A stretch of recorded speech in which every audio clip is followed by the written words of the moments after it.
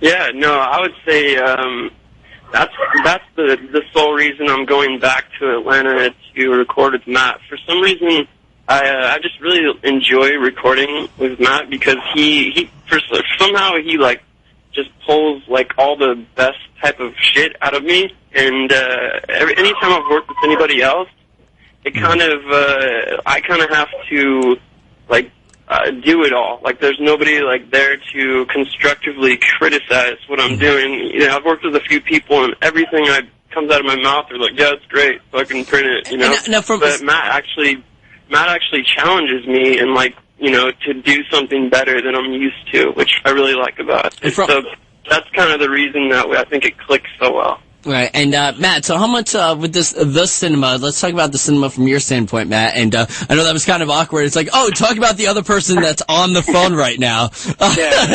No pressure, don't fuck up. But you know, talk about the cinema. So, you kind of came up with riffs, and you guys were shooting back and forth, and you guys pretty much just got it. You guys understood each other, right, for the cinema? Yeah, I thought it was fun because I was needing to push.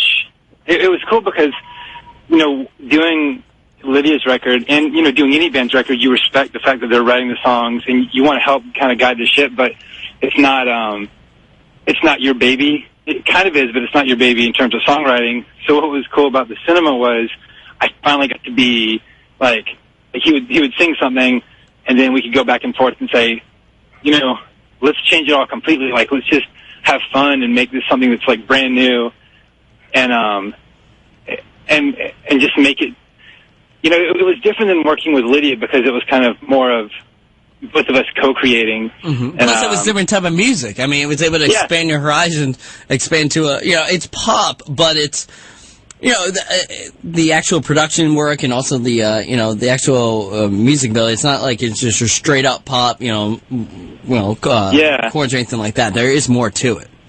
Yeah, I don't know why I'm having such a hard time saying what I'm trying to say, but it's but the cool thing was like we do a beat and I try to just make it kind of ridiculous, and then Leighton would come in and put vocals down, and it was like he would maybe put some stuff down that maybe tended to be more Lydia-ish, and I'm like, no, dude, let's just completely like think out of the box and try to do something, just try to be ridiculous.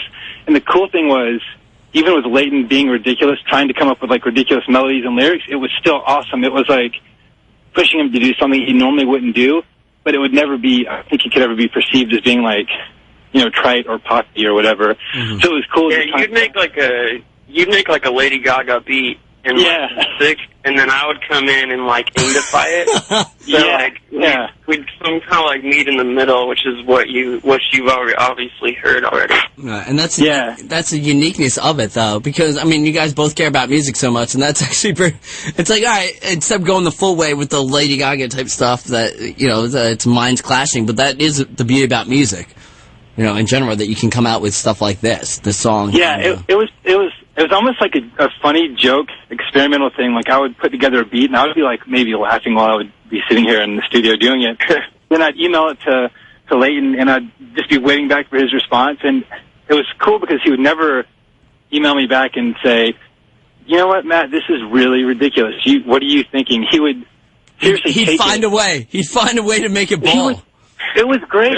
It was amazing. Like if he wouldn't have put his what he put on it, it would have ended up being kind of like a ridiculous joke, I think. But the fact that by what he did to it, balanced it out and just made it perfect. And it was, I don't know, it was so much fun. So as we went on, I would like kind of push it and try like even more. I think there was one song that had, well, this ended up like leaving, but there was like a bridge to one song that had like this ridiculous rap beat with these bass hits that were just like boom, boom, boom, boom. Just I forgot about that shit. We had to get rid of that. But I mean, otherwise it was kind of funny, like just almost like challenging him, like, oh yeah, you turned that into something cool. Well, how about this? I bet you could never make this cool. And then he just did it. So cool. That was a fun game. That's great. We're speaking with Leighton and also Matt Malpass.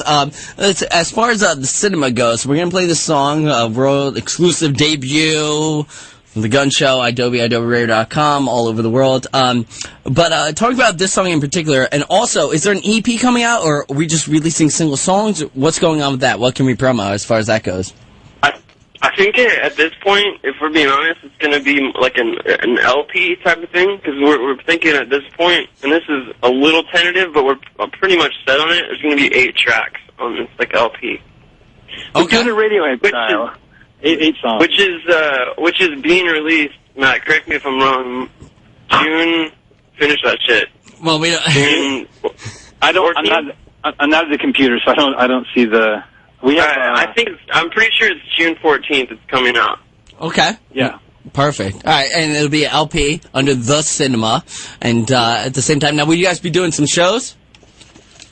There's talk about it. We've actually been asked that a few different times now. If you want to see The Cinema do shows after I play their song in a couple minutes from now, make sure to tweet, twat them. Also hit up Rohan. Just Google the name Rohan, and I'm sure the first results will be Rohan, their manager, because I don't know anyone else named Rohan.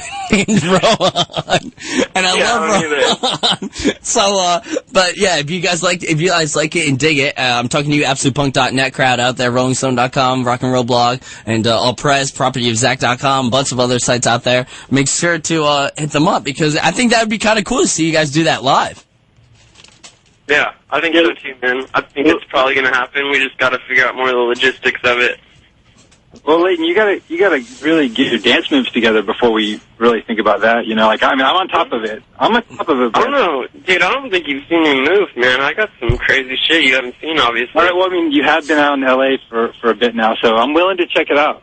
So maybe there will be a tour. It might be mind blowing. Okay.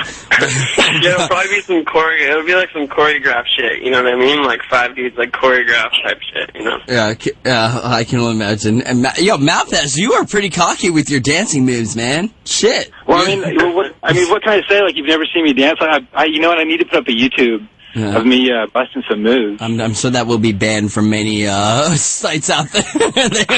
Will be unfiltered content or filtered content, not allowed to watch Matt Malpass do his dancing moves. I do like this, this has been kind of talk about, and we'll wrap up pretty soon. Talk about the reaction, Leighton, that that these people still, it has been a year, and in this industry, which is shady as fuck to begin with, but also, listeners and people this generation are so, up to the minute, minute to minute, need constant entertainment, that you still have such a huge following behind you. That's kind of crazy.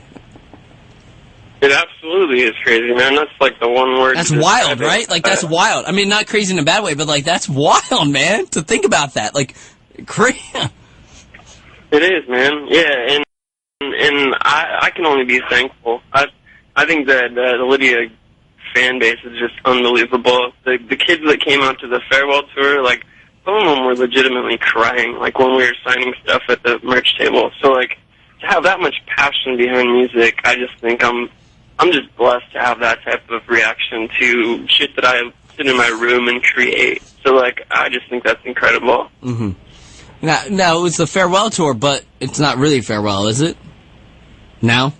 What tour? It was, from what Lydia was doing, Lydia is still going to be around, though, right? In a couple months? Yeah, and that's the thing, is why I, obviously expected some negative reaction, because it was the farewell tour, and I was wholeheartedly doing a farewell tour. I had no intention of bringing back Lydia just because, you have to book tours months in advance, and in a week before we left, the kid that I had the only problem with left. So I was like, fuck, what am I supposed to do now? I really want to continue this band, but, there's a whole tour booked now. So, like, and I was just willing to respect that and be like, it is what it is.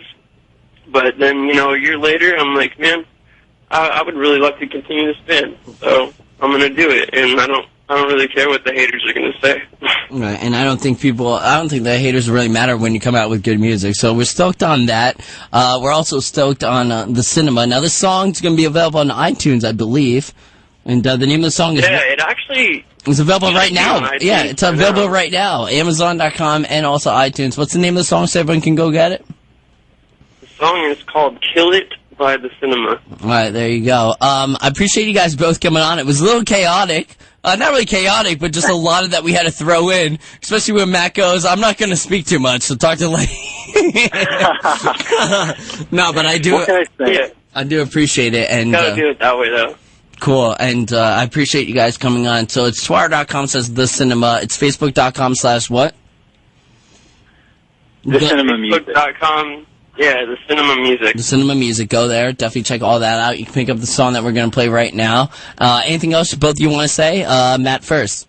To the audience. Yeah, we're going to be releasing songs over the next couple weeks. I think we're probably going to release another 2 or 3 before putting the record out. So, yeah, just follow us on Twitter.com/thecinema, and I think we're going to try and put out, a new song every week or so. So, yeah, definitely stay tuned to check it out. All right, please keep me updated. Yeah, there should be Wait, sorry, go ahead. I said, please keep me updated on that, because as more and more people hear the songs, obviously you'll gain a listenership. That's usually how it goes, especially based on your writing style and also how great your songs are.